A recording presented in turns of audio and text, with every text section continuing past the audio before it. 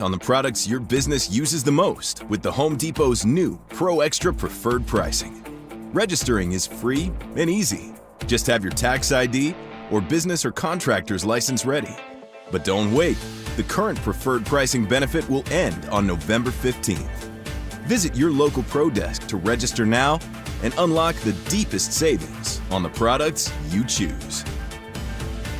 Don't miss Colorado football's 2 remaining home games of the 2025 season. Celebrate homecoming with the Buffaloes as CU faces the Arizona Wildcats on Saturday, November 1st. Then lock in your seats for Senior Day against the reigning Big 12 champs, Arizona State, on November 22nd. Great seats are still available at beautiful Folsom Field. Visit cubus.com/tickets or call 303-492-8282 and be there as Ralphie 7 leads the charge for your Colorado Buffaloes. Dan Jacobs with 303 Law 4040. With just a friendly tip here, I like to remind people that they never want to be gambling that the person that hits them has good insurance. So I want you to take a look at your insurance policies. Check and make sure that you have 2 things. One's called MedPay coverage. You want to make sure you have that. And then also UM/UIM coverage. This will protect you in case you get into an accident and the person that hits you doesn't have good insurance. If you have any questions, just give me a call. 303 Law 4040. That's 303 Law 4040. Thinking about buying a home in Colorado? You're not the only one, and now might be your best shot. We're officially in a buyer's market, which means you've got the upper hand. More homes are on the market, competition is down, and serious deals are out there just waiting to be found. Whether you're a first-time buyer or looking to upgrade or downsize, now's the time to get pre-approved. And American Financing can make that happen in 24 hours or less. And here's the kicker. When you work with both American Financing and their partner American Home Agents, you can receive a credit on closing costs of up to 1% or a max of $10,000 on your home loan. If you've been sitting on the sidelines, it's time to step in, and American Financing is the place to start. Don't let the 20% down myth stop you. You could buy a home with as little as 3% down. And with down payment assistance programs available, getting into a home might be easier than you think. Pick up the phone. Call them at 303-695-7000. That's 303-695-7000, or visit them online at AmericanFinancing.net. NMLS 182334, NMLSConsumerAccess.org. Hi, I'm Terrell Davis, 2-time world champion and Pro Football Hall of Famer. There is nothing more important than your health. That's why I made the smart move to invest in fitness equipment with Fitness Gallery. It's a game changer. I have a true treadmill at home. It's the smoothest and quietest I've ever been on.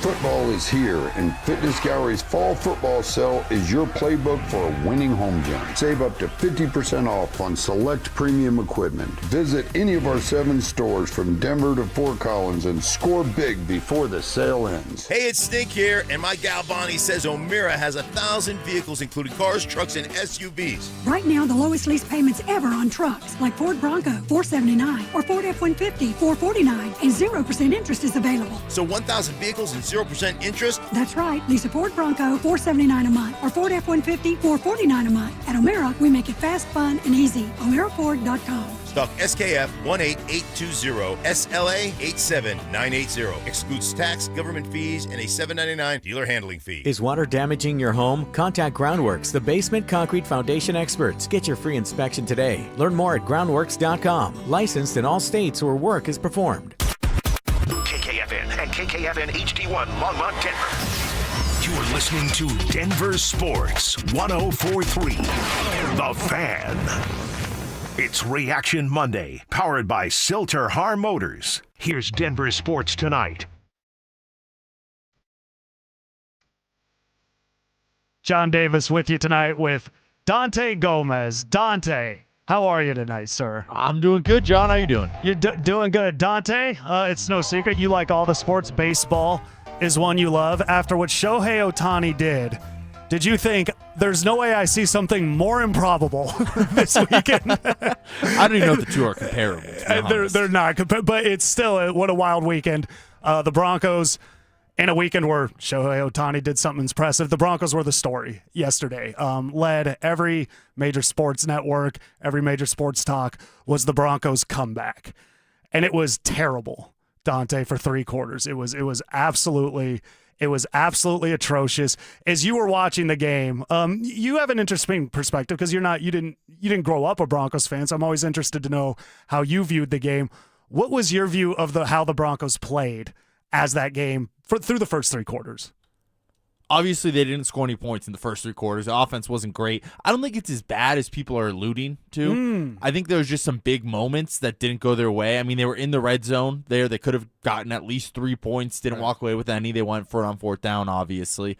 I thought the batted balls was a problem for Bo Nix. I've never seen that many batted balls, and I've watched Kyler Murray play quarterback. Yeah, yeah, you know that. So comparing it to that, and I've never seen anything like that where it's like, I don't know what's going on with Bo Nix and these balls getting batted at the line. Didn't even have a chance. Obviously, he missed a couple throws, but, that's going to happen as a quarterback. You're not going to complete 100% of your throws. So I think it's a little blown out of proportion to how bad it was. It was just big moments that didn't go their way. It didn't feel like they'd get a 3rd down for their lives in those first 3 quarters as well. So it felt like their offense was able to move the ball enough to the point where it was surprising that they still had 0 points going into the 4th quarter. And then obviously everything turns around and they're, completing those big plays and completing those passes, and that hurry up offense comes into, to be a factor. And Sean Payton after the game's talking about, I don't even want to talk about the hurry up offense afterwards, because obviously he knows how successful it was in that 4th quarter, and that was definitely going to be on the reporters' minds when they're asking him questions. So just so improbable, and it was never as low as it was during the game, and then the highs were as advertised in that 4th quarter. Yeah, it was. I kind of like some of the points you make, because there were moments with the Broncos where it's like, okay, something's happening here. Troy Franklin has a big drop coming out in the 3rd quarter. Cortland Sutton had a few drops early on. So there was some things that were open and available to the Broncos that they just didn't execute. But overall, Zach and Phil asked me, I've been watching my whole life. As far as games like this, never seen anything like it. The Tebow year, they're down 15-0 to the Dolphins. They find a way to win that game. They get a 2-point conversion. They get a strip sack in overtime with DJ Williams. Obviously, a lot of those Tebow games, the Bears game, the year Tim Tebow was particularly how did that happen type mindset afterwards. So a lot of people are going to point to the Tebow stuff. Bo's touchdown run that put them go ahead, that they ended up losing the lead, was very reminiscent of Tebow Thursday night against the Jets. I went to a game in 91 where the Broncos were down 19-6, I believe, to the Chiefs at home. And it was getting late early, as they say. And a guy named Arthur Marshall had a really nice kick return. John Elway hits Mark Jackson in the end zone. The Broncos get the ball back. And late in the game, John Elway finds a returning Vance Johnson in the back of the end zone. And the Broncos won that game. I mentioned there's a Thursday nighter against Cleveland in 2008, 24-0 with the Chargers. There's been some really improbable wins. Elway did it all the time. You used to, a quarterback playing bad for 3 quarters and then winning in the 4th. We watched that for decades, but the amount they came back by and the time, it was just impossible. And I said this with Zach and Phil, it was methodical. They just kind of kept doing these plays. It's not like there was this big pick six. When you go back to the Thursday night game I mentioned in Cleveland, there's an 80-yard touchdown to Eddie Royal.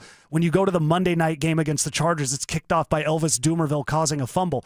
And I get Sternad's interception, put him in good field position. They still had to run a couple more plays. Some time still came off the clock. And I think that's what was most odd to me, was how just the very almost regular football nature of it and how it unfolded. Yeah, absolutely. I think it was with about 10 minutes left, they got the ball back. And they went on a 4.5 minute drive, right, where I'm reading Twitter. It's like, hey, why are we not in the hurry up? Why are we not, they weren't a little bit. And towards the end of the drive, they got a little more hurry up, but they were huddling at some point during that drive. And it's like, hey, Sean, I don't know if he was giving up on the game or if he didn't realize how much time was left or what was going on there, but they seemed pretty cool in that drive. And then obviously you said there was no, pick six. I think that interception by Sternad was very important, very key to this win. It was huge. It was massive. Because that's the difference of probably, let's call it 50, 60 yards there in terms of where he ends up getting tackled versus where if they were to punt and the Broncos had to take over. I don't know if they have enough time to, have 3 successful touchdown drives if the Giants do end up punting there. So I think that interception was huge in terms of saving them a lot of clock to the point where the Giants still had time to score, and then the Broncos still had time to come back and score. Right? No, it was massive, and it did save a bunch of time. But they I think another minute and a half still ran off because the Broncos had it at the 20, and they still had to get in there. But that was big in that moment of defense that really had a bad day. You think they had a bad day? Yeah, they did. They gave up 5 touchdowns. They got Dre Greenlaw back and gave up 5 touchdowns. Here's the problem. There was broken coverages all over the field. Guys were running wide open. They gave up 3rd and 11, 3rd and 17, 4th downs. They were giving up 3rd and long. What I think, honestly, there, and I don't know if I'm going to go so far to give the defense a pass here, they're very tired. They went from Monday Night Football to the East Coast to London. In that game in London, that defense had to do everything in its power to win that game. I mean, they single-handedly won that game. But well, they had to do the same thing in the first half of this game. They did. But they gave up 2 broken coverage. They just seemed tired. There seemed to be communication there. I don't think they expected the Giants pass. They pass protected very well. The Giants did. Cooper and Zach Allen, they get a big sack late. I think Cooper might have had 2 sacks in that game. But overall, they come up with the big turnover. I mean, that's the big thing. They're timely with that turnover there, and that was huge. I don't even know if I can give the Broncos credit for that interception, actually. I know I just did. I think that was more just how bad of a pass was that by Jackson Dart. It was a bad pass, but the best teams in the league, the Kansas City Chiefs, we got them up here right now, the Detroit Lions. Those teams win a lot of games by waiting until you make the mistake, not them. And that's what I think was encouraging about what happened there late in the game. Is it wasn't Bo, it was Jackson Dart that made the mistake. And they wait for you to make that one mistake. You can go through this Chiefs run, you can go through the Patriots run, and I'm not comparing the Broncos to those teams, but the good teams in the NFL don't make the back-breaking mistake. They wait for you to do it, and that's what happened with Jackson Dart. The defense, though, they've got a big one next week, but everybody here will discuss that later. Dante, there's somebody I want to talk about. Much maligned, and it's warranted, and that's head coach Sean Payton. Sean Payton's play calling yesterday and was very puzzling to the point to where I don't know if you had this happen. I was able to predict what he was going to do. I was able to say this is going to be a throw behind the line of scrimmage. They're going to lose 2, and then they're going to run it on 2nd down, and they're going to have 3rd and 9. And that kept happening. And if you hear me on the pregame, I continually say you have to avoid 3rd and long. You just have to. So generally, let's start there. Just Sean Payton, what was your impression of the play calling from Sean Payton yesterday? Yeah, I think you nailed it there. I can't remember a time, at least in the first 3 quarters, where they had a successful 1st and 2nd down. Mm-hmm. It was one or the other the whole night. Right. It was loss of 2, gain of 5, or it was gain of 5, nothing on 2nd down. So I just don't think they were able to stack positive plays on top of each other. It was tough. J.K. Dobbins felt like there was more there sometimes on some of those runs. I liked that he was giving Dobbins a handful of those runs. Harvey wasn't really much of a factor, until he caught that touchdown late. So I think it's tough, the position Sean Payton's in. I don't think he had a terrible day calling plays. I really think I said in the opening of the show, but I think those batted balls, I think that played a huge factor in terms of just not like whenever they needed it was 3rd and 5, 3rd and 4. We don't even know where the passes were going because they got batted at the line. So I think it was more of that. I think the Giants were selling out to stop J.K. Dobbins on a lot of those runs, so I don't even blame Dobbins, too, for having a slow-ish start to the game as well. He had some bigger breakaways later in that 4th quarter that we saw, so I don't know I'm not blaming Sean Payton for too much of it. There you go. I mean, because everybody's a lot of people being very hard on him, and I'm happy what you pointed out about first. Oh, real quick, I will say I will blame him because there was a lot of unnecessary penalties on the Broncos, and I'm going to blame Sean Payton for a portion of that. Yeah, that's coaching. That's coaching for sure. With that, the play calling, I think it's puzzling. It's very puzzling at times, not really understanding why he's going with the personnel groupings, why so many plays behind the line of scrimmage. Why are you making your guys constantly start behind the line of scrimmage? That's something that bothers me. But here's the larger point I want to make about Sean Payton, and I think it's very important.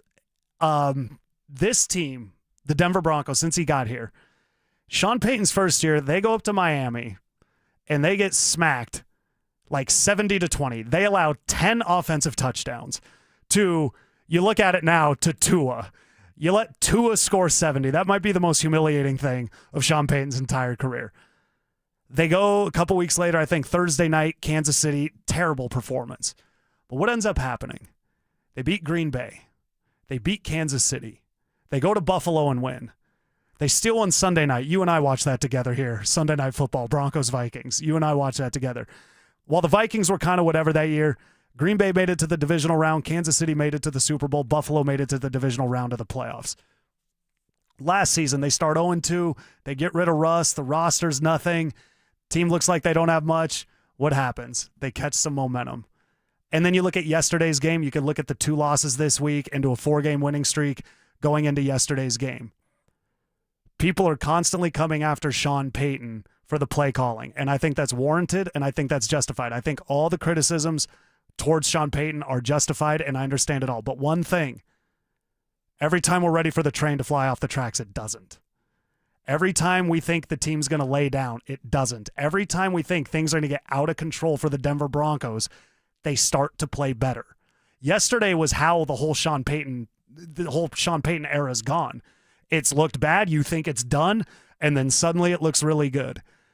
And so with Sean Payton, I think what's important, as much as we might criticize what he does, and it's justified, as much as other people in sports media or fans might get frustrated with Sean Payton, I think it's important that all the 50 to 60 guys in that locker room seem to consistently believe they're going to win. They seem to consistently, and yesterday some guys said we thought the game was over, but they kept playing. The guys in the locker room for Sean Payton never stop playing hard, and they keep bouncing back for 3 years. How it looks is how it looks. I get that it's ugly. I get that I don't like it, but I think it's important to note it's never gotten out of control bad.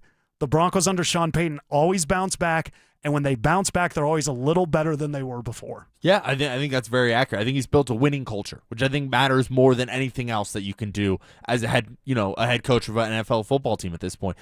Very few teams go out and win pretty every weekend. Even last year, we saw the Chiefs go 15-2. How many of those games were ugly wins where they're slugging it out, or one possession games at the end there? So even the great teams have to win ugly sometimes. So I think that's probably the most important quality a football team can have is having a winning culture, a belief that they're going to go out there and win each and every Sunday. So I credit Sean Payton to pretty much all of that, because that was not here. Probably the 5, 6, 7 decade, whatever you want to put, before Sean Payton arrived in Denver. There was no winning culture. There was no, hey, this is how we're going to go at our business, and we're going to be better than every other team we face on Sunday. And they believe that. I don't think there's a game, and you saw it when Sean Payton had the Chiefs last year. He had that team believing, we're better than the Chiefs. We can give these guys a run for their money. In years past, there was a lot of hopefully, if everything breaks our way, we could beat the Chiefs. It's no, we're better than them, and we're going to show them why. Yeah, it was when Vance Joseph was the head coach. They're in line to beat the Chiefs, and Case Keenum sails it over Demaryius Thomas's head when he's also got Emmanuel open. That stood out. That's what used to kind of happen. And Vance did get him on a nice 3-game win streak that year, thanks to our guy Philip Lindsay. He played outstanding in that 3-game win streak. But overall, that stuff was few and far between. To your point, for a decade, when that score got 13-0, the game was over. It was the comebacks were few and far between.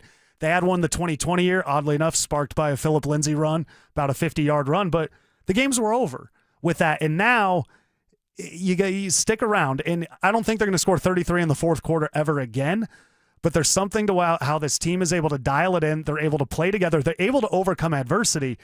I was talking to Richie about it when I came in. They had 2 interceptions where they knocked it out of each other's hands on that last drive. I mean, we're taking it out of each other's hands. It reminded me at the end of Super Bowl 32, which it was an interception, when Steve Atwater just took out the entire secondary. If everybody remembers that play at the end of the game. But they're playing so hard that's what's happening. Everybody's trying so hard to make a play. So I just want to point out with Sean Payton, there's a lot of criticism that's warranted. There's a lot of criticism that's justified. But right now, this is a team that is never gotten out of control. They bounced back from a 70-yard beating to get a 6-game win streak in that. They made the playoffs last year when people were saying they were the worst team in the league and they had no talent. And then this year they're 5-2. They have 2 heartbreakers early on. They have a game yesterday. It was impossible. It was impossible for them to have won that game, and they somehow found a way to do it. And a big reason of that was Bo Nix's play in the fourth quarter. Dante, I told Phil and Zach, I am not willing to crown anybody a franchise quarterback 20 games into their career. Like, as great as Drake May looks right now, he looks the part. I think we got to still let that go. Same with Caleb, same with Jaden. Look, Carson Wentz looked brilliant early on in Philly, and an injury ended it. Zach likes to use Mitch Trubisky. I think that's a really good example. But with that, with Bo Nix, one thing I don't think can be argued at this point in his career is that he's clutch. Yeah, no, absolutely. We've seen that, time and time again. And, when the moment's the biggest, he's, at his best. And I think that's a really important quality to have. Denver's no stranger to that from, the Elway years and the Tebow year. No plural on the end of that one. But, John Elway was a great example of that, he's at his best and he's, marching down on these great fourth quarter comebacks. I think Bo has a little bit of that in him. So I'm not ready to say he's a franchise quarterback either at this point. I think he's got a little more to prove. One being just more consistent, week in and week out, first quarter to fourth quarter, doing it against the bad opponents, doing it against the good opponents. Maybe a playoff win would kind of cement that for me in terms of it, earning that, massive, $150, $180 million contract that a lot of these guys are getting as franchise quarterbacks. I think I just need to see a little bit more, but there's nothing to say that he's not a franchise quarterback or on his way to a franchise quarterback. I think there's other guys around the league that you've seen in year two, halfway through year two. It's like, this probably isn't the guy, Bryce Young, number 1 overall draft pick. I think it's fair to say at this point, not the franchise quarterback there in Carolina. So I think it's very hard for a quarterback a year and a half into their career to prove they are the franchise quarterback, and it's very easy a year and a half in to prove that they are not the quarterback yet, or not the franchise quarterback, and I'm just right in the middle yet. He hasn't proved he's not, but he hasn't quite proved he is yet. Right, and I think that's where it is, and that's kind of where I keep going with it. There's no reason to stop finding out right now that if Bo Nix is a franchise quarterback. You talk about your guy, Kyler Murray. At this point in his career, it was worth continuing to find out. Exactly. Yeah, he'd gone to the playoffs. Yep. There's some promising, yes. Yeah, you should keep going with that. Some guys, Daniel Jones, it depends on how patient you are. They eventually get there. And again, that's where I think Bo lands is the Darnold, the Daniel Jones, the Baker Mayfield, the Jared Goff. I think that's his ceiling, is that style of quarterback. And I think he can get there. But he's a clutch player. And what really matters is, for one, when they go vertical and north-south, it's amazing what happens when you start doing that with the play call. But this is what's important for players that are clutch, that turn it on in the important moments. This happened with John Elway for years, and I'm not comparing Bo Nix to John Elway, because John Elway, in his prime, best quarterback I ever saw, deal with it. It was unreal. When everybody's saying with Patrick Mahomes, oh, we've never seen this before. Yeah, we did. It was John Elway. He did it for 15 years. But when you have the clutch gene, Baker Mayfield does this to opponents. When you're losing and that fourth quarter hits and you're down, say, 10, and you complete a slant for 8 yards, the other team goes, oh, here he comes, and they start panicking. You get in their head before you've even really done anything, because you have the reputation as somebody that can come back. Also, the teammates around you are like, hey, we got it. We've been here before. There's nothing more thrilling than a comeback victory. So I think with Bo, it's finding a way when the game's not chaotic, when the game's more settled down, what needs to happen to get him there. Is it play calls? That I'm not sure about. One thing I'd like to see, I'm a big fan of the intermediate passing game. You see Daniel Jones doing very well with it. You see Justin Herbert really take the Broncos apart with it. You saw Justin Herbert do it earlier this year. I think if you weren't throwing screens constantly and you had him throwing the ball a little bit further, his accuracy on the deep ball when you do it might be better. I think having a guy throw short pass, okay, throw it far. Yeah, it's like asking a basketball player, layup, three-pointer. It's like, well, no, maybe a little mid-range jumper to get that shot warmed up. That's right. So I'd like to see I think a little more variety could kind of help with that. And we got Mike Evans just on Monday Night Football. This is too bad. He came back and he's already being carted off the field. Hall of Fame player right there. But overall, Dante, it was a thrilling victory just from a sports perspective. I mean, for people that don't know, college football, baseball, pro football, I mean, you see it all. Dante will drive 12 hours to watch Division III croquet. He is a sports nut, loves sports, loves all of it. But overall, I mean, with the teams you've watched, do you recall a comeback that kind of stands out to you like this? Did anything kind of come into your mind? I mean, not like this. I'd have to think about it a little more. But I couldn't. I remember big comebacks. The Rockies had a crazy. This is not even somewhat equivalent, but the Rockies had a crazy comeback against the Pittsburgh Pirates on a Friday night. I remember this is the biggest win of the year. My brother was there. They stayed. It went long, didn't it? Oh, I mean, it had to have gone. Not extras. They won it in, I think, the ninth. Oh, but they won it thrilling. But they won it like 19-17. So obviously that game is going to be like a 5-hour game because it's just how many runs there are at that point. But that for some reason that's coming to mind. But as far as like a football game winning this way, I can't remember anything like this. Now, I remember, I don't know if you remember this, and I'm not comparing them. I remember when Josh Rosen was at UCLA, I think they had a massive comeback against A&M. Yep. In that one, but that one, if you remember, because that game made me want the Broncos to draft Josh Rosen, and then I went back and watched that game, and it's fluke city on how that game was won. Yeah, I was going to say college sports lends itself to that aspect of it too, where you're more likely to see that kind of comeback in college versus professionals where, you know, they're not going to make the big mistake, except for, you know, Jackson Dart made one. You're not going to see that in professional sports hardly ever. No, and it was incredible. The Broncos deserve the win. One thing that I saw out there today that I thought was just, I don't want to say infuriating because it's sports, and I don't think you should ever be furious with sports, but people suggesting that the Giants lost the game more than the Broncos won it. If you scored 33 points in a quarter, you won that game. That is not handed to you. People talking about, oh, they rushed this many, they did this. You were up 3 scores, you scored 13 more points, and you lost. That can't happen without the other team doing something. We saw some great catches from Marvin Mims, great catches from Cortland Sutton. The defense made the plays when they had to. The Broncos won that game. I mean, the Broncos went out and won that game. I'm not saying the Giants didn't collapse because they collapsed. I mean, they outright collapsed. But to suggest that it's just their fault they lost, I don't know if I can go that far. The Broncos went out and won that game. The Giants had some things that didn't go their way, but you don't score 33 points. You don't have 2 touchdowns and 2 touchdown runs as a quarterback, and nobody's ever done that. You don't set NFL records because the other team is handing them to you.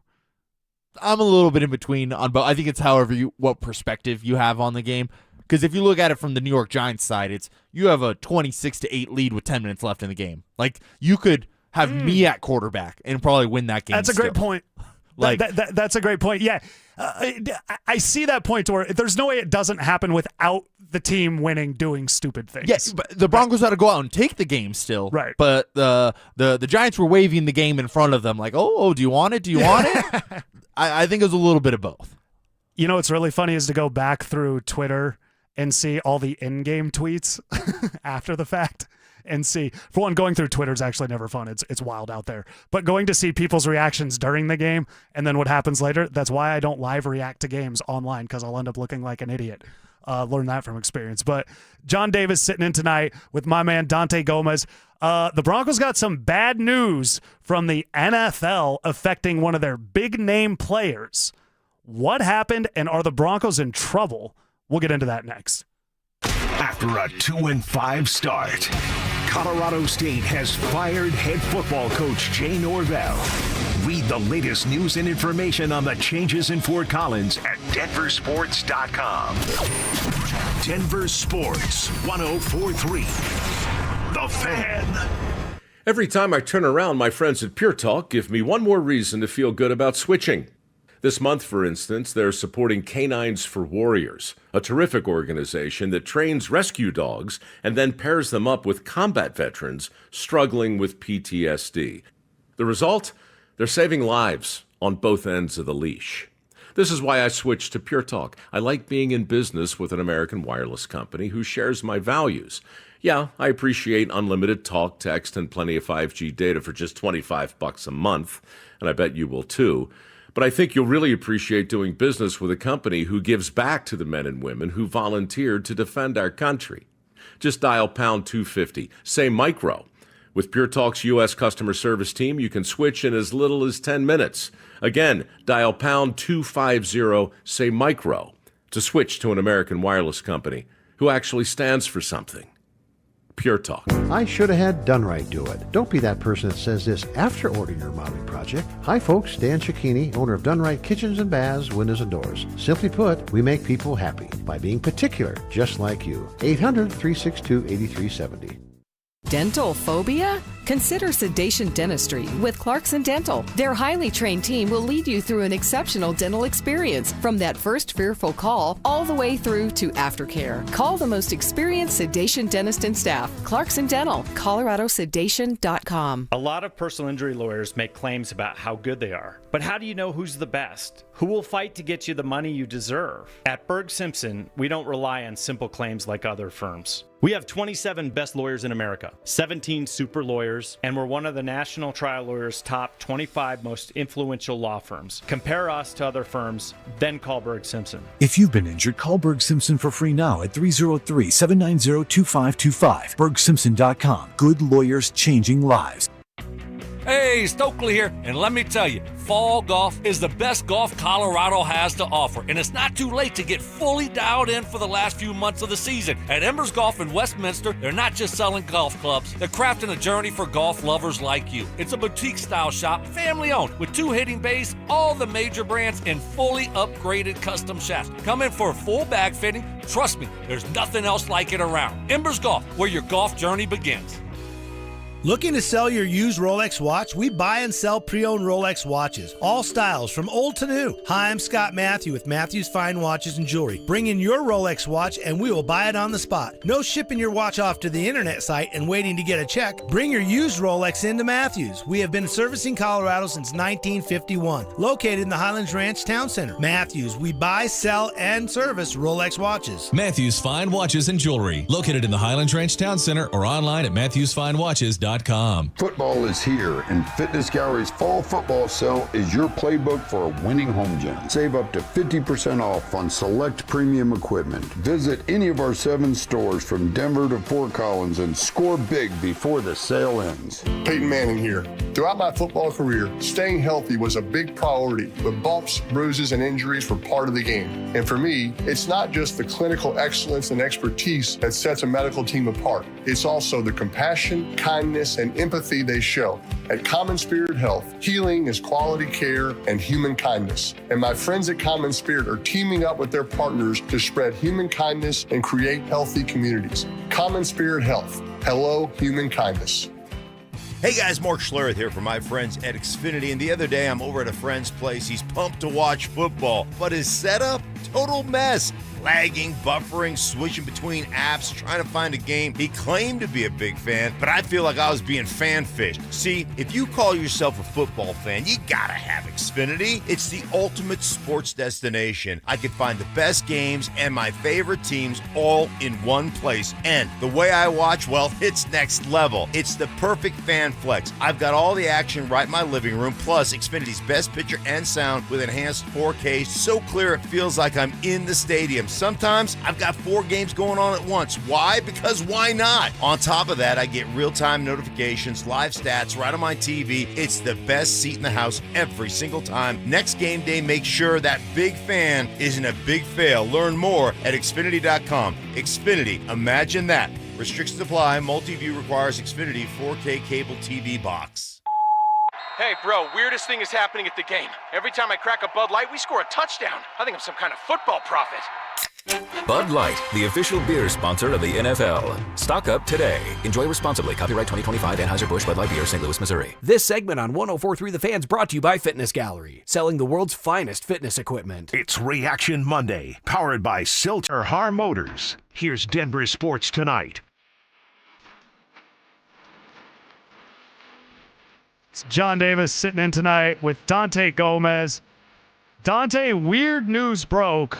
It was during the drive about Dre Greenlaw, who we all could not wait to see, finally took the field for the Broncos yesterday.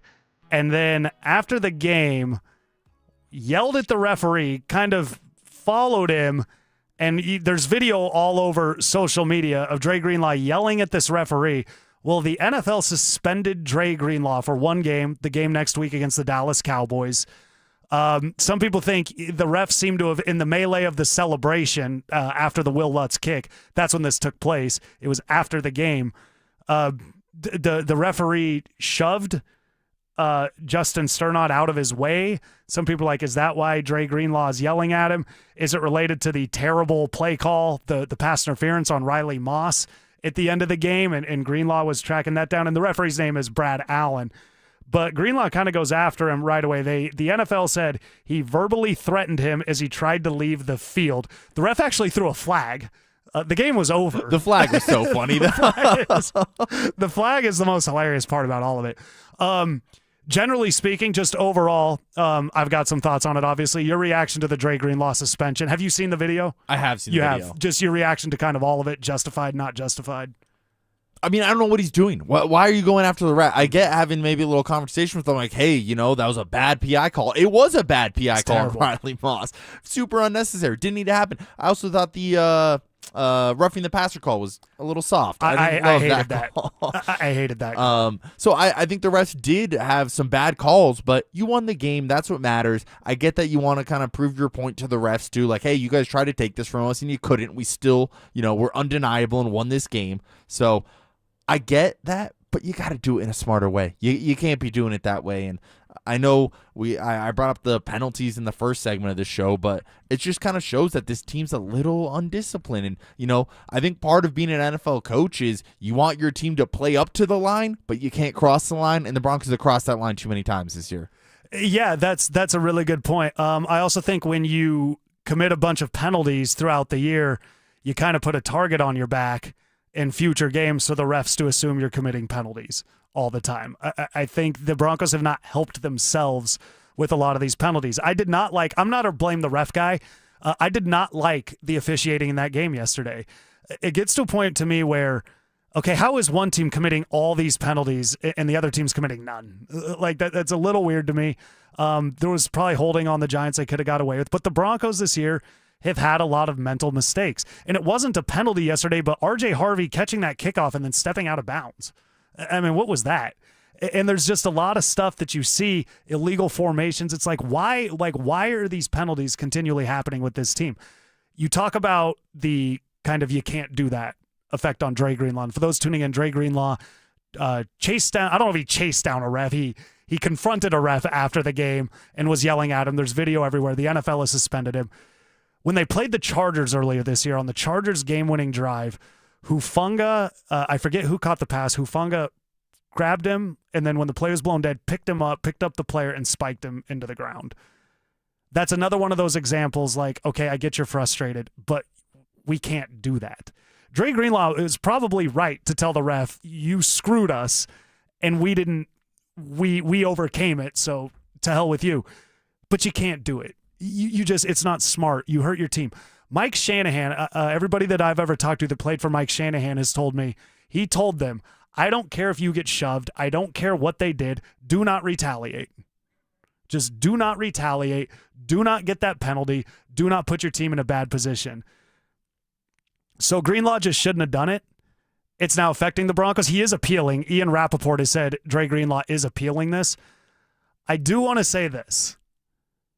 To the officials, why are you making this about you? This is one of the... Now, I don't know what Dre Greenlaw said to him either. Maybe Greenlaw said something that was just so over the top that the NFL's like, we've got to suspend him. That wouldn't surprise me. Dre Greenlaw seems to be a bit of a intense person. Very intense. So if that's what he did and he said something, then maybe. Part of me is like the NFL, everybody already ripped, not just Broncos country, everybody ripped that PI call. I mean, if you went on Richard Sherman, I mean, there's people that have no reason to defend the Broncos, ripping that PI call, especially at that point in the game. If you're the refs, maybe you come out today, or the NFL, you come out today and you say, we're fining Dre Greenlaw $35,000 for confronting this referee after the game. Everybody looks at it, they say, okay, everybody moves on. By making the suspension, you come back and it's like you called this roughing the passer call when Jackson Dart's kind of moving around, throwing across his body. It wasn't... He hit him in the chest, He hit him in the chest, He didn't go, I get if you go high or you go low. Those are very clearly stated. You're not allowed to do that. He hit him in the chest. It was perfectly fine in my book. That's football. Especially at that point in the game. It's high stakes. And then you allow this 50-yard pass on a bad PI call. If I'm the NFL, I fight Dre Greenlaw, but I'm not continually coming after the Broncos. I mean, we're now getting people suspended for flags that were thrown after the game. But at the end of the day, Dre Greenlaw shouldn't have done it because you gave the NFL a reason to suspend you. Whether I think it should be a fine or a suspension, you gave the NFL, who has no accountability to anybody, they answer to nobody, the refs answer to nobody. You gave them that. And they're going to need Dre Greenlaw next week. Absolutely. I mean, they're playing an offense that is going to give them a lot of trouble. This Dallas Cowboys, the way Dak Prescott's playing, the way they're throwing the ball intermediate, over the middle, deep, Javonte Emmett Smith Williams down there, they're going to need him. He is appealing it, Dre Greenlaw. So sometimes you can get to play that next game while the appeal is in place. And maybe that's part of the plan here is maybe they want him against Dallas. Maybe he sits out against Houston the following week. But overall, no, you can't do it. They're going to miss Dre Greenlaw. From the bits and pieces we saw Dre Greenlaw yesterday, I liked it. I felt, you used the word intense. I think that's very accurate. He immediately in that game was trying to get in the mix of everything. If they're going to beat Dallas, it helps to have Dre Greenlaw on the field for him next week. So this is unfortunate that this has happened. Yeah, absolutely. And I mean, you were talking about the NFL, doesn't really answer to anybody. They're already an entity that doesn't like Sean Payton. Oh, I did not even think of that. Like, why even open the door for them to negatively, be able to impact a Sean Payton team? So, because they're going to take it if they can. They will. And now, and to kind of take that a little bit further, you now have put a target on your back for all officiating crews. If he did say something over the top that deserves a suspension, which Dre Greenlaw very well have, I wasn't on the field, I don't know. I'm not saying the rest of the NFL is going to be like, let's throw all these flags, but you're probably not going to get the benefit of the doubt. No, absolutely not. And then going back to your point about, they're going to need them in Dallas. Dallas has a very potent offense. They can score. Awesome. Their defense, not so good, but their offense has proven they can score. And Dre Greenlaw didn't even play, 100% of the snaps. First game back, he was tied for second in tackles on the team. Is that right? I didn't look at that. He's really tied for second? Yeah. He immediately, early on in that game, when you look down, when he was in the game, we're in the stands, but we're all going, oh, was that Greenlaw? Oh, that was Greenlaw. He had a nice pressure early on, and I think he got a good hit on Jackson Dart early in that game as well. Yes, so he did. Greenlaw, it was very immediate what you're dealing with. And he's a guy whose presence, we saw this with Steve Atwater back in the day with the Denver Broncos. They are different positions, but same concept. There are guys that offensive players might admit in private, hey, I'd like to avoid going near that guy if at all possible. I think Dre Greenlaw fits that description. Yeah, if you're a quarterback or receiver or running back, I don't think you're trying to mess with Greenlaw too much. Yeah, you're like, so I don't want to go over the middle if he's hanging around there. So the Greenlaw aspect of it. One other thing with the deep. So the Greenlaw thing we're going to keep following. For those tuning in, Dre Greenlaw suspended one game. He confronted a ref after the game. See the video. He's clearly yelling at him. The NFL says he threatened the referee, and the ref threw a flag even though the game was over, which is one of the most hilarious things I've ever seen in my life. But Dre Greenlaw suspended. He is appealing it. Real quick, Dante, what'd you make of Jonathan Cooper and Nick Bonito getting into the trash talk and then their performance as opposed to the trash talk yesterday? I thought Jonathan Cooper played great. I thought Bonito, he didn't play poorly. No, he didn't. He just didn't really get home on a lot of his pass rushes. But I think the Giants had a good game plan of trying to get the ball out of Dart's hands pretty quickly, too. I don't think there was a lot of opportunities for Bonito to get home. It's not like any of the plays where I'm watching the game, I'm like, oh, how do you not, sack Jackson Dart on that play? So I don't like them getting in the mix with the Giants. It feels like the Giants are beneath them. I don't know if that's fair to say or not based on yesterday's game, but even before the game, they're 2-4. They have a rookie quarterback. They're not really, in the same category as the Broncos. The Broncos are in Super Bowl contender category. The Giants are in hopefully we make the playoff category. Yeah, and probably not going to make it. So I didn't like them kind of stooping down to the Giants level in terms of talking trash online. I don't like trash talk at all. If people think that's crazy because I love rap music and I love all these, big personalities, but I don't like having to eat your words. I do agree with you on Bonito. I think while it may not have shown up on the stat line, the presence was still felt out there. Cooper, I think, played well, but overall, It would have been nice for Bonito to get that big sack. The defense as a whole, I think, was exhausted. I just think they were exhausted. They were on the field a lot. Yeah. And you mentioned earlier, but the travel of Monday Night Football in Philly to London to back to Denver, it did seem like they were pretty tired during that game. Especially as the game went on. The first half, they looked like they had things under control, but you ask a team to be on the field that many times, it's going to catch up to you. Yeah, it's going to catch up to them. Denver Broncos, thrilling victory. The Nuggets made some news today, bringing back one of their players for the long term. We talk about that and wrap up about the Broncos Giants. We do all that next. After getting walked off twice in the first 3 games of the season, the Broncos walked off the Giants and claimed first place in the AFC West. Say it loud, Broncos country. Let's go Broncos. Denver Sports 104.3. The Fan. Progressive knows road trips without your pet can be tough. Hi, this is Next Stop Dog Boarding. Hi, it's Scott again. How's Squeaks doing? You can tell if he's stressed by his eyebrows. Oh, and his breathing should sound like this. Scott, Squeaks is exactly the same as last time you called. Okay, let's talk in 20 to see if anything's changed. With Progressive, your pet is covered up to $1,000 in vet bills in case of a car accident. So next time, you can take your pet with you. Progressive Casualty Insurance Company and affiliates, not available in all states. Coverage for dogs and cats is included with the purchase of collision coverage and subject to policy terms. Okay, I have to tell you, I was just looking on eBay where I go for all kinds of things I love, and there it was. That hologram trading card. One of the rarest, the last one I needed for my set. Shiny like the designer handbag of my dreams. One of a kind. eBay had it, and now everyone's asking, ooh, where'd you get your windshield wipers? eBay has all the parts that fit my car. No more annoying, just beautiful. Millions of finds, each with a story. eBay. Things people love. It's the Medicare Advantage annual enrollment period, and Humana knows not everyone has the same needs when picking a Medicare Advantage plan.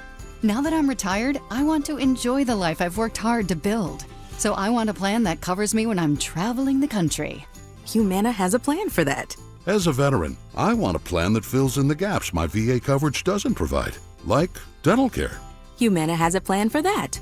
I feel good about my health. I just want care and coverage with predictable costs. No surprises. Humana has a plan for that. With a Humana Medicare Advantage plan, you get coverage and benefits that focus on what matters most to you. Learn more at gethumana.com. Humana, a more human way to healthcare. Humana is a Medicare Advantage HMO and PPO organization with a Medicare contract. Enrollment in any Humana plan depends on contract renewal. You gave years, maybe decades to your job. You showed up, worked hard, and planned for retirement. But now, the company's changed. Or maybe you've taken a buyout or been forced into early retirement. So, what happens next? I'm Jeff Jr., founder of Trajan Wealth. And if you've built up a 401k or thrift savings plan, now is the time to ask, is that money really working for you? Many workplace retirement plans offer limited options and even less guidance. At Trajan Wealth, we help people just like you roll over their accounts into IRAs with more flexibility and personalized investment strategies built around your goals. For households with $500,000 or more, let us build you a personalized plan. We operate on veteran values, service, trust, and doing what's right. Your next chapter starts now. Call Trajan today, 720-204-8100. That's 720-204-8100. Advisory services offered through Trajan Wealth, LLC, an SEC-registered investment advisor. See website for details. What's the biggest mistake you can make when selling your home? Settling for less money. That never happens with Orchard. Disappointing offers can wear you down, causing you to settle for thousands less. You don't have to settle when you sell with Orchard. Orchard reinvented the real estate industry by guaranteeing your home sale and helping you sell on the market for top dollar. First, Orchard gives you cash up front so you can buy and move into your new home first, on your timeline. No waiting, no showings, no double moves. Then once you're all settled in, your Orchard agent helps sell your home on market for top dollar. Here's what one Orchard customer said. I never could have sold without Orchard. I made way more than I expected, and it couldn't have been easier. With Orchard, you never have to settle for less. Buy before you sell and get top dollar for your home with Orchard. Curious how much your home is worth? Visit Orchard.com to get your free home valuation. That's Orchard.com. Orchard.com. Dan Jacobs with Jacobs Law on 303 Law 4040. Just got a great result for a client. Sam had another attorney who couldn't get her more than $20,000, so we took over the case and just settled it for $85,000. Another client, Travis, is like a lot of people. He likes doing business with a handshake in his word, not looking to sue anyone, but when the insurance company was playing hardball and refusing to even pay his medical bills, he called 303 Law 4040 and said, Dan, I hate to bug you, but they just aren't being fair. We took over the case, told the insurance company we would see them at trial, and they immediately more than quadrupled their offer, which was just fine in Travis's book. The insurance companies don't play fair. They aren't going to do the right thing out of the goodness of their hearts, so you don't ever have to feel guilty when calling 303 Law 4040. If you've been injured, we'll make them pay what's fair. And as always, you always talk directly with me or my lovely wife, Kimberly. So save that number in your phone. You never know when you're going to need it. It's 303 Law 4040. That's 303 Law 4040. Tune in to Stokely and Evans with Mark Schlereth, Wednesdays at 9:15 to hear ESPN NFL analyst Dan Orlovsky break down Bo Nix and the Broncos every week during football season. Denver Sports, 104.3 The Fan, DenverSports.com, and the Denver Sports app. It's Reaction Monday, powered by Silter Har Motors. Here's Denver Sports Tonight.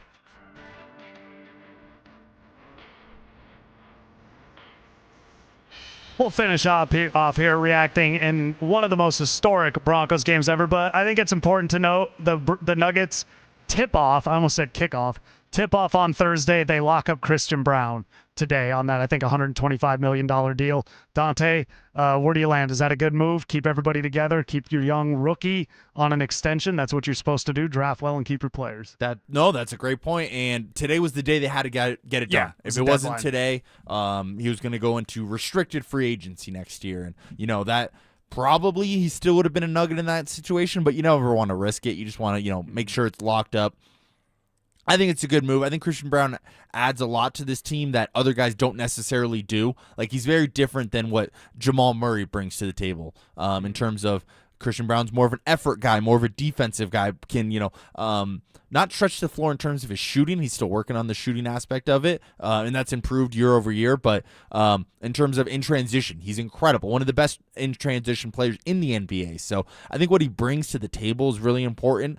My thing is, you don't want him to lose that grittiness and toughness just because he got paid. Because I get what his role was more of that rookie contract. You're going to do more of the grunt work out there. And you need NBA teams need that kind of player. But yeah, you don't want him to lose that aspect of his game after, getting paid, the contract he did. Yeah, it's. I don't think he will. I don't think these guys around him would let him. I think between AG and Nikola and Jamal, I like them keeping everybody together for the most part, especially with Cam Johnson. I think they understand the window they're in with Jokic's prime still here. They've got a good 2 to 3 year run, I think, now with this group that they can do. So I like it. The Nuggets, they've got the Warriors Thursday and your Phoenix Suns in the home opener Saturday. Are you going? I'm not as of now, but I'm going to try to get there. Yeah, I think I might try to make it to that too. So excited that Nuggets this week. They got Christian Brown locked up. Don't have the distraction of the contract this year. Exactly, and that's also a big aspect of it. You want, this is a championship year right here. The Nuggets have no reason not to win the championship this year. You don't want any distractions outside of the locker room, in the locker room, anything like that. So I think that's also a big aspect of you're keeping the core together for Jokic's prime here, 3-4 years, because Christian Brown's the kind of player where you could maybe find a replacement of his in the draft, but you don't want to risk it. You don't want to waste 2-3 years trying to find that kind of guy. It's like, hey, we know what he can bring. Let's just sign him up, and he's going to be here for, hopefully another 2 to 3 championships for this Nuggets team. Yeah, and you've got him. You know what you're getting with him. He fits. The players like him. It was a good move to keep Christian Brown. I would talk about how it relates to the apron and all of that, but I don't understand any of that. So, from what I read, I'm pretty sure they're still under the apron. However, that might have been why Payton Watson did not receive an extension, was because if he did receive one, that would have probably pushed them over the second apron there. Yeah, we'll have a CPA on later this week to explain all of that. Dante, earlier we talked about the clutch gene of Bo Nix. I think that's something that we've seen enough to know that it can happen. He has a rough game last year, kind of Monday night with Cleveland. Not a rough game, but some mistakes in that game, but he finds Marvin Mims deep. They lose the Saturday night game against the Bengals, but they were losing at halftime. He comes out, he finds Mims. They get back in that game. They have like a minute 15 with no timeouts. Nix goes down the field and throws a touchdown pass to Marvin Mims. Payton should have gone for 2. He didn't. They went to overtime. They lost. But we're seeing Bo Nix play good late in games. But a name I just mentioned, and we saw it finally pop yesterday. Get the ball to Marvin Mims. Get the ball to Marvin Mims. He's catching contested balls. He's catching intermediate. He's catching deep. He's doing what he needs to do. He can run after the catch if you put him in the right position. Try to be a little more deliberate with how you're getting the ball to Marvin Mims because he's come up big in big moments, and I think that's what's really important about him. Yeah, I'm happy you said that because when you're talking about, Bo Nix has proven he has the clutch gene, I was going to follow it up with Marvin Mims has proved he has the clutch gene as well. And then from the first segment I've written down, we never really got to it, was Marvin Mims needs more touches. Yeah. So I think you nailed it on both ends on the as far as Mims goes. I think you need to get him more involved. I think you can trust him as a downfield receiver more than even I thought he was going to be. I thought he was going to be more of a gadgety guy, but he's shown he can go up and get that ball. He has good hands. He's reliable. He's a smart football player. You don't really have to question if he's going to go out there and have a key drop or a key mental error. It feels like he should be, very consistently on the field and getting way more touches than what he has been getting. So I hope that's the case. I hope we kind of saw that last year in the back half of the Broncos season. He did start to get more of those touches, more playing time as well. So I'm expecting / hoping that's what the second half of this season has in store for him. Yeah, I'd love for that with him. And you bring up an interesting point there. They play him like he's a gadget guy when he's a better just line it up, throw him the ball wide receiver. And that's kind of what's irritating is they treat him, he can do the gadget play. He can do the jet sweep. He can take the swing pass and run it. You can hand it off to him. He can do those things, but he is a very capable, just line him up, have him run a route, throw him the ball. Because that pass he caught 2 at the end of the game. There's the big one on the final drive that everybody's like, was that to Sutton or was that to Mims?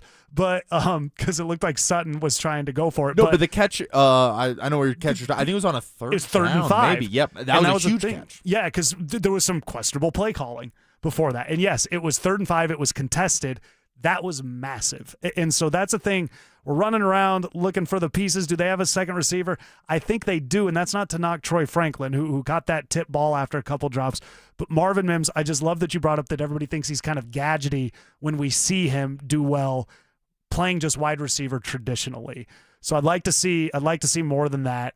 And then just when they start to give J.K. Dobbins the ball, it just seems like good things happen. And they're kind of forcing it at times to R.J. Harvey. Sean's got to get out of trying to involve everybody, and I know a lot of people have brought this up. I think right now, between Ingram and Cortland was great yesterday, and Marvin Mims and J.K. Dobbins, I think between those guys, if you focus there, you can start to have a little more success. Yeah, absolutely, and those guys bring very much different things to the table, which I think is important. You don't want to have too much overlap, but Dobbins has proven he can be a nice downhill runner. Cortland Sutton's, to me, a very legitimate wide receiver 1. And then Mims, too. I think Mims can be, maybe he's not a classic wide receiver 2, but he can go out there and have the second amount of second amount of receptions on the team, and you can win that kind of ball game. You definitely can. Dante, great stuff tonight. The Broncos play the Cowboys this year. A lot of people don't know it. Cardinals legend Emmitt Smith once upon a time played for the Dallas Cowboys. But great stuff tonight, Dante. And we're out.